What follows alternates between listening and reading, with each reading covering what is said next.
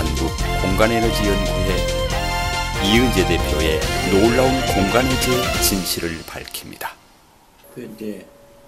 제가 앞서 얘기를 한 게 에너지 보존 법칙의 그 확장이 좀 필요하다고 말씀을 드렸는데, 에너지 보존 법칙이 절대 무오류가 아니라 확장이 돼야 되는 이유가 지금부터 한 137억 년이라고 하나요? 137억 년에 우주가 시작이 됐다고, 그것도 이제 빅뱅이라고 하는 어떤 가설적인 이론을 내세워서 우주와 공간과 시간이 시작이 됐다고 얘기를 하니까, 최초로 그 빅뱅의 흔적을 본 게 60년대 지금의 미국의 벨 연구소에서 펜지아스하고 윌슨이라는 사람이 빅뱅이 됐으면 그 빅뱅 된 흔적이, 우주를 퍼져가는 흔적이 있을 텐데, 그것은 이제 우주 배경 복사라는 이름으로 그 에너지를 이제 찾은 겁니다. 그러니까 이게 빅뱅이 일어나지 않았나, 이런 빅뱅이 시작이 됐으면 굉장히 뜨거운 에너지가 퍼져갔을 건데 그게 우주에 남아있나를 펜지아스와 윌슨이라는 미국 벨 연구소에 근무하던 사람이 안테나 수리를 하는 과정에서 이제 찾아낸, 계속 잡음이 들리는데 비둘기똥이 뭐 있어서 문제가 있나, 그게 아니라 일정하게 오다 보니까 이런 부분들이 이제 우주가 시작이 된 흔적들을 보여주는 게 아닌가, 이렇게 얘기를 했는데, 그러면 이런 에너지들이 어떻게 나름대로 작동하는가를 작은 세계에서, 극도의 작은 세계에서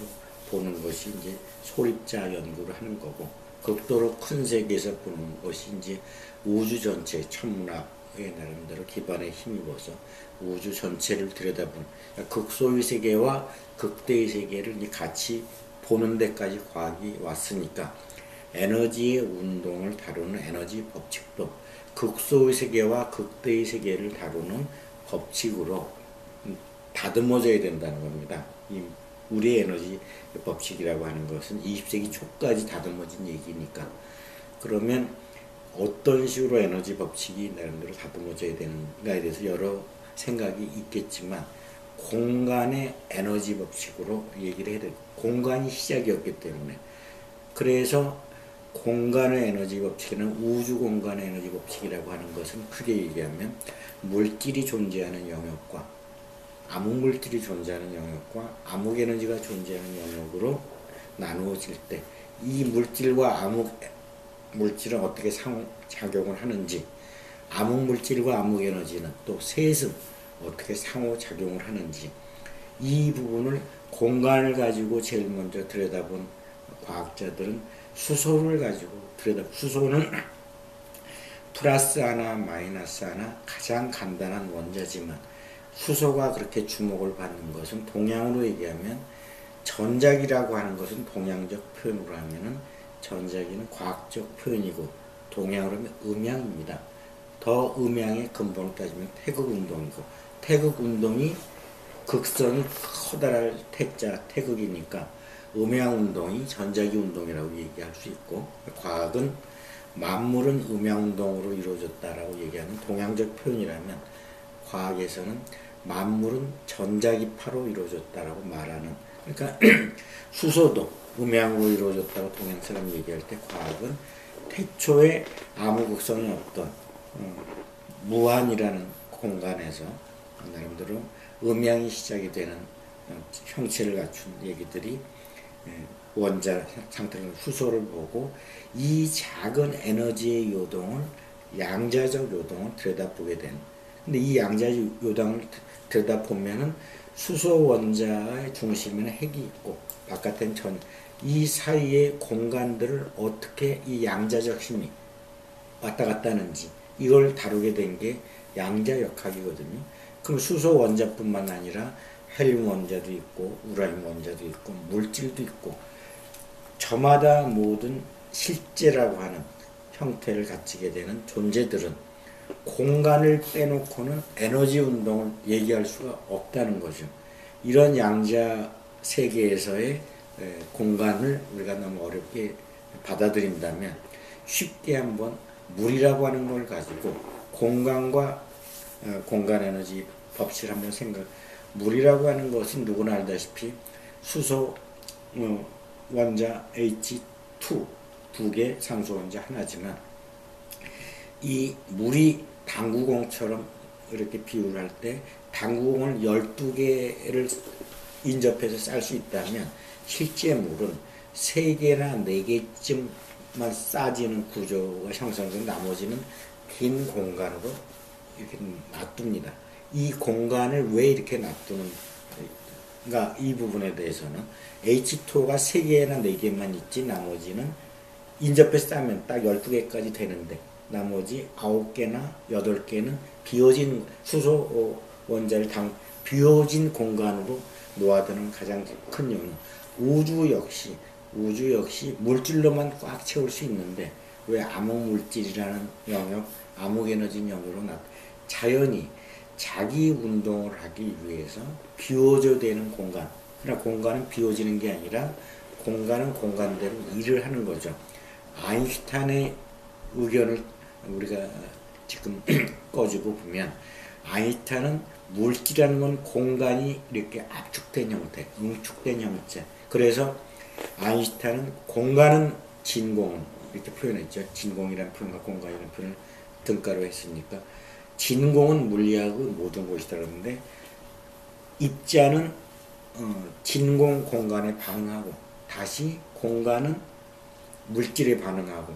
그 공간이라고 하는 것이 에너지 요동이라고 하면은 반응하는 것이 쉼없이 물살 치는 것처럼 상호작용을 하는 것이 이해가 되는데 이 부분들을 공간은 아무것도 없는 것이라고 생각하면 공간이 물질에 반응하는 것이 도대체 이해가 안 되는 거죠. 근데 공간이라는 건 에너지 요동이라고 하면 에너지가 이렇게 파도 치듯이 이쪽으로 갔다가 이쪽으로 갔다가 이 점 때문에 입자인 동시에 파동이라고 하는 부분들의 수수께끼 같은 얘기가 이해가 되는 게 입자라고 하는 에너지 요동은 무한해서 어떤 힘이 몰려와서 이렇게 드러낼 때 융기가 될 때는 응축이 될 때는 입자처럼 보이지만 그게 다시 퍼져가면 무한 속을 퍼져가는 거니까요. 보이지 않는 파형처럼 보이기도 하고 진동 흐름만 있는 거죠. 또 다시 파동이 이제 입자가 되는 거나 입자가 파동이 되는 거나 이런 부분들이 무한대를 왔다 갔다 하는 부분들로 이해를 하면 이게 입자로 보였다가 안 보였다고 하는 게 마치 해녀가 물속에 들어가 잠수하듯이 에너지를 이제 계속 충전받아오는 거죠. 그러나 그 충전을 받은 상태가 일정하다고 하는 부분들을 광속의 한계로 나타내는데 아인슈타인이 가지고 있는 위대한 해석에도 불구하고 공간에 대한 아인슈타인 역시도 뉴턴처럼 공간을 아무것도 없다고 얘기한 뉴턴처럼 우주 공간을 에너지 요동이 반드시 입자로만 나타날 뿐이지 우주는 정지한 우주로 봤습니다. 그러니까 아인슈타인은 뉴턴에 비하면 공간에 대한 뛰어난 해석을 했지만 공간에 요동치고 있는 에너지는 뭐든지 입자로만 나타날 수 있다는 이런 한계선을 또 설정한 거죠. 그렇기 때문에 아인슈타인의 우주가 굉장히 크다고는 하지만 정지된 우주라는 생각을 벗어날 수 없기 때문에 아인슈타인의 뛰어난 혁명적 우주론, 공간론도 유물론적 세계를 더욱 공고히 하는 데 기여했을 뿐이지 더 진정한 우주를 우리가 만나는 부분까지는 도달하지 못했다고 볼 수 있는 겁니다. 그러면 물 공간이 분자라고 하는 H2O라고 하는 분자라고 하는 부분들이 형성이 되고 나머지는 공간이 돼 있을 때 이 부분들은 우주 본래의 공간의 배치에 자기가 맞춰주고 있는 형국이 아닌가. 그게 더 구체적으로 하면 음양이라는 전자기가 운동할 수 있는 영역의 한계를 우주적 질서에 맞출 때 공간적 구성이 그런 정도로 보여진다는 거예요. 그래서 우리가 삼분지계라고 얘기를 하는데 뭐든지 다 채워져야 되는 게 아니라 피라미드도 대표적으로 이제 그런 모습. 피라미드가 2000년 동안 뭐 아니면 5000년 동안이라고도 얘기를 하는데 정말 과학이 생긴 이래 2000년 동안 지점이라고 얘기를 하죠. 피라미드 역사는 5천 이상이 됐지만 피라미드의 구조에서 3분의 1 지점에는 왜 이상하게 신비한 썩지 않는 힘, 뭐 우리가 부패되지 않는 힘, 또 생명체가 좀 활력이 생기는 힘이 오는가를 어느 과학자도 이 수수께끼를 풀지 못하고 있는데, 우리가 이 수수께끼를 풀기 위해서 가설을 하나 세운다면 우주에는 반드시 우주 공간이 있고 지상 공간, 지하 공간이 있는 것처럼 상승하는 힘과 하강하는 힘이 서로 상호작용을 합니다. 상호작용을 하다가 만나고 교차되는 지점이 그 3분의 1 지점이래. 그 구조 속에서. 왜냐면 3이라고 하는 것은 우주가 비대칭이라고 하는 뜻과 동일한 맥락을 지니고 있는데, 하나와 하나가 양자요동처럼 보이지 않는 하나와 보이지 않는 전자와 양전자 하나만 만나면 쌍소멸하지만, 창조가 이루어지려면 하나만 마이너스와 플러스 반대 하나끼리 만나야 되는 게 아니라 이게 엇박자되는 어긋나는 어떤 시점이 있어줘야지 어떤 실제가 생기는. 그래서 3이라고 하는 것은 창조를 위해서는 절대적으로 필요한 숫자라는 거죠. 그래서 이제 삼각이라고 하는 부분들은 창조의 에너지 진동을 드러내기 시작하는 구조가 삼각이고, 이 삼각이 그리스에서는 피타고라스에 의해서 삼각형의 연구가 시작이 됐고,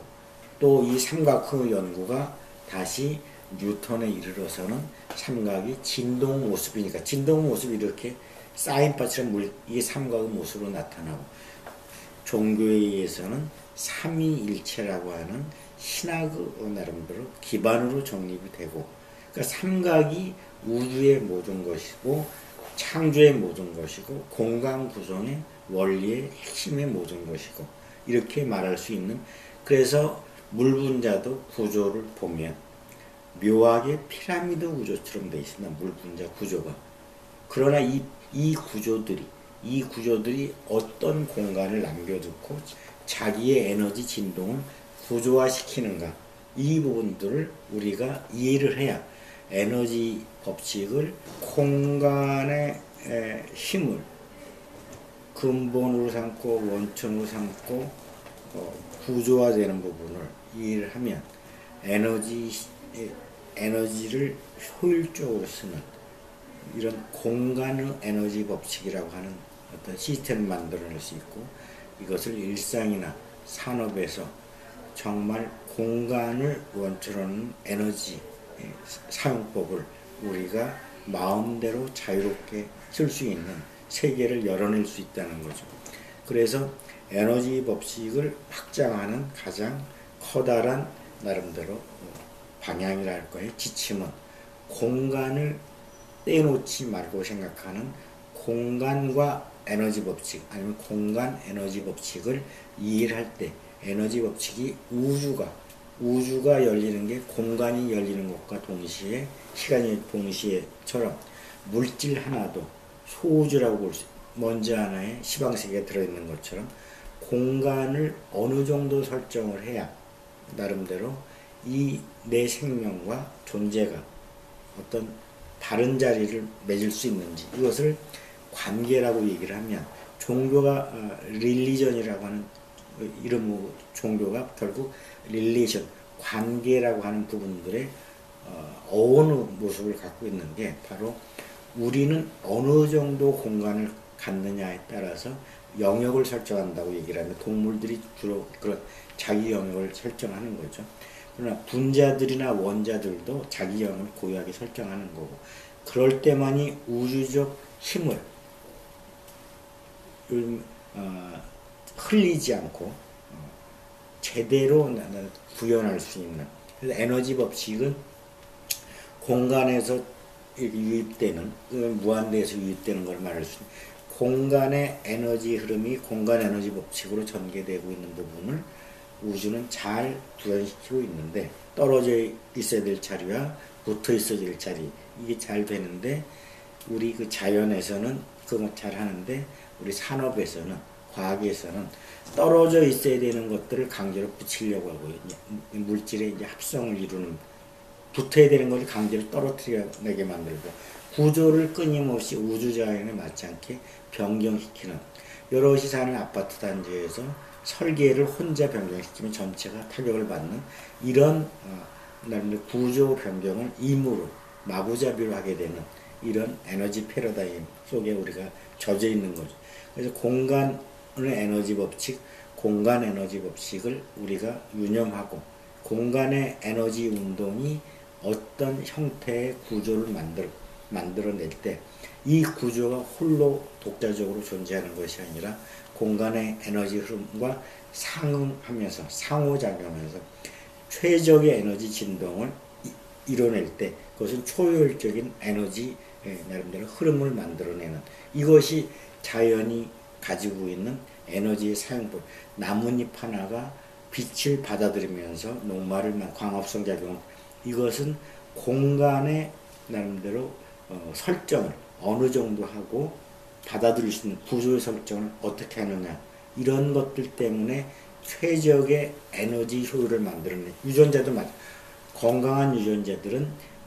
구조와 공간과의 관계를 최적으로 설정해내는 이런 부분을 만들어내는 설계의 힘이 자연에서는 에너지 흐름을 받을 수 있는 실제적 구조와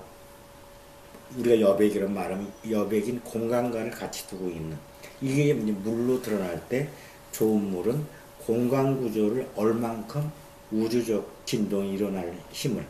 암흑물질이 들어올 수 있는 영역과 암흑에너지가 들어올 수 있는 영역과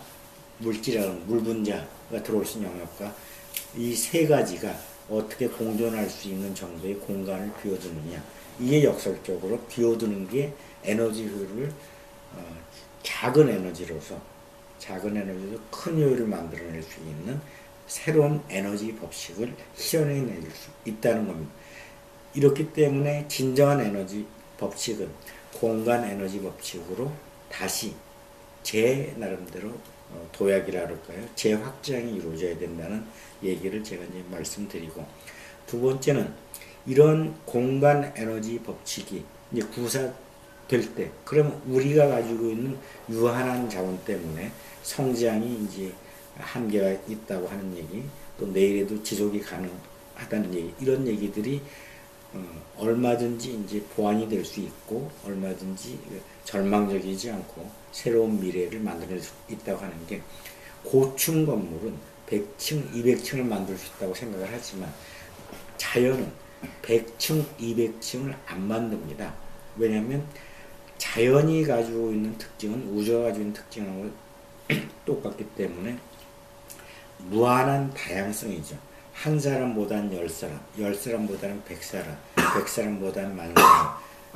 무생명들하고 이 우주적 에너지 힘을 공유를 해야 되니까 무한한 다양성이 전개되고 에너지 때문에 우리가 유한한 에너지 때문에 인구나 식량이나 이런 것들이 문제가 된다고 우리가 생각할 때는 우리는 이 에너지 법칙 때문에 한계를 느끼는 건데 우주에서는 에너지 하나가 제대로 이용이 되면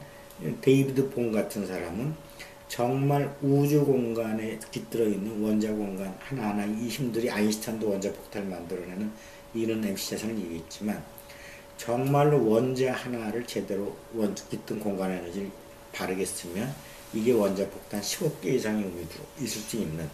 근데 이 부분이 그렇게 바르게 이해되는 것 같으면서도 바르게 씌어지지 못하는 게 지난 100년 동안 에너지 보존 법칙이 전부가 아니라고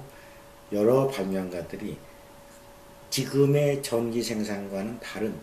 어떤 우주 공간에서 에너지를 끌어들여서 전기 생산을 값싼 값으로 해봐야 되겠다고 나서기 시작을 했죠. 그래서 이제 공간 에너지가 더 일반에게 수용되기 어려웠던 가장 큰 걸림돌로 작용하기도 했는데 음양이라고 하는 힘, 전작이라고 하는 힘은 거대하게 씌어지는 힘이 아니어야 된다는 걸 공간 에너지를 얘기하는 사람들도 몰랐던 겁니다. 공간 에너지의 중심이 전기 힘으로 나타나는데 전기 힘이 거대해야 되는 걸 공간 에너지에서는 안 된다는 거죠. 거대해야 되는 것은 우주 공간을 이루는 가장 거대한 구성비가 암흑 에너지처럼 우리가 숨쉬는 공기가 정말로 작아야 되는 것처럼 많은 사람한테 갈 수 있는 전기는 더 작아야 된다는데, 이 사람들은 거대한 기전기를 움직이는데 공간 에너지로 그걸 잘 끌어서 쓸 수 있다. 그러니까 서로 상충되거나 이해관계가 충돌될 수밖에 없는 게, 에디슨이 기류를 만들 때 교류를 만든 사람은 테슬라인데, 에디슨은 값비싼 전기 생산 시스템을 만들었는데 테슬라는 비싼 전기 시스템을 만드니까, 에디슨 입장에서 보면 내 돈벌이에 저 사람이 방해가 되니까 테슬라와 같은 전기 시스템이 지상에서 실현되는 걸 가로막을 수밖에 없었고, 그래서 탄압이 이루어진 것처럼 얘기를 해왔고, 공간에너지 발명가들이. 그렇지만 이 부분들은 에디슨과 테슬라의 싸움만으로 시각을 바라봤기 때문에 그런 거고, 더 진정하고 우주적인 관점에서 테슬라를 바라보면, 그렇게 전기를 과도하게 생산하는 공간에너지로 사용한다면 이 부분은 또 하나의 문제를 야기시키는 반우주적인, 그래서 그것이 사실인지 아닌지는 모르지만 우리가 아틀란티스 대륙이 나름 침몰했다고 마치 신화처럼 또 유적이 발굴되고 있는 걸로 보도가 되기도 하고 그러지만, 옛날 고대 유적들을 역으로 추적하다 보면 오히려 고대인들은 우리 현대인 문명이 뒤졌던 게 아니라 공간 에너지를 뛰어나게 구사했다는 기록 흔적도 이것의 최종적인 입장 정리가 안 됐을 뿐이지, 이 부분을 과도하게 사용했다는 겁니다, 고대인들이. 그래서 아틀란티스가 이제 멸망하지 않았는가, 이런 얘기도 일부에서 하고 있는데, 공간 에너지 존재를 우리의 근본으로 우리가 이해한다면, 근본이 나름대로 유한한 세계를 다양성을 무한하게 펼쳐가면서 사용하는 것은 아까 얘기한 것처럼 공기 분자처럼 무한하게 다양한 존재들이 숨 쉴 수 있게 자기를 극도로 작게 만들어주는 이런 어떤 힘을 구사를 해줘야 되는데, 전기는 무한히 다양한 생명체한테 강한 전기를 구사할 때 무한히 다양한 생명들이 그 전기에 나름대로 주입을 받고, 다 생명이 자기 고유한 특질을 표현하는 발현이 안 이루어지는 거죠. 이 점을 우리가 안 짚었기 때문에 공간에너지 연구자들이 일방적으로 탄압을 받은 게 아니라,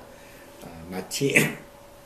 공간에너지 연구자들은 기득권에 탄압받은 것처럼 얘기되지만 그 길은 굉장히 문제가 있는 길이에요. 그렇기 때문에 이 사람들 때문에 더 부풀려져서 공간의 연구는 연구 엔진, 연구 기관을 발명하겠다는 거냐라고 그 가로막았던 긍정적인 측면도 저는 있다고 개인적으로 생각을 합니다. 그래서 진정한 에너지 법칙을 얘기할 때는 공기를 이렇게 바라보면서, 공기가 단지 분자 형태로만 이루어진, 원자 형태로만 이루어진 것이 전부가 아니라 공기는 두 가지 뜻을 가지고 있다는 거예요. 우주처럼 물질적 나름대로 자리가 들어갈 수 있는 공기, 암흑 물질의 자리가 들어갈 수 있는, 암흑 에너지 자리가 들어갈 수 있는 공기가 공기인 것처럼 물 역시도 그렇게 우주적으로 무료 존재가 많은 생명들한테 필요한 공간을 잘 나름대로 확보해내는 이런 부분들이 최적화가 될 때, 물과 공기를 에너지의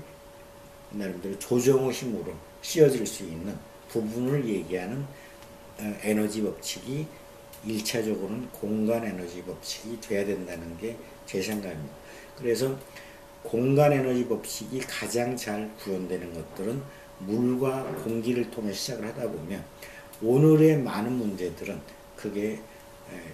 자동차가 됐던 항공기가 됐던 반도체가 됐던, 이 얘기를 에너지 효율을 높이기 위해서 나노 단위로 공간의 나름대로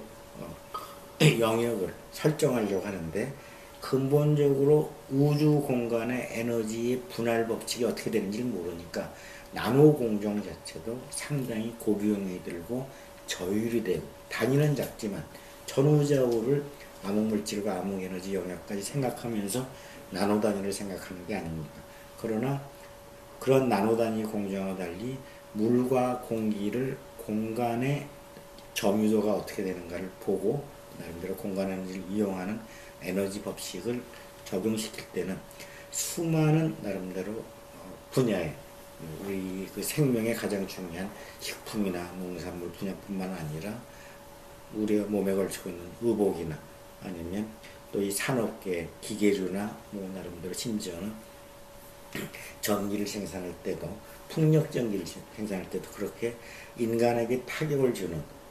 과도하고 강한 전기 특성을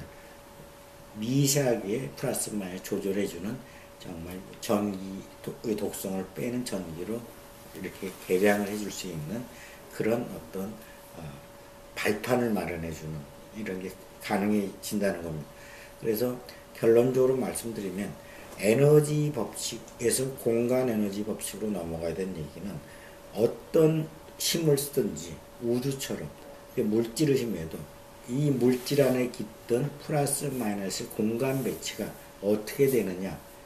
어떻게 돼야 이 에너지 흐름이 작지만 최고로 구현될 수 있느냐를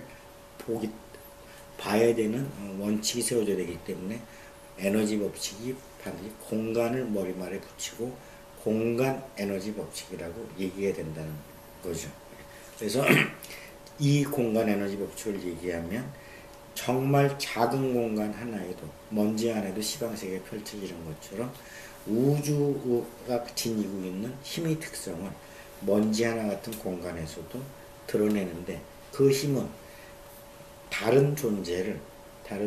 손상시키는 게 아니라 다른 존재를 손상시키지 않으면서 공유하는 이런 공생하는 그런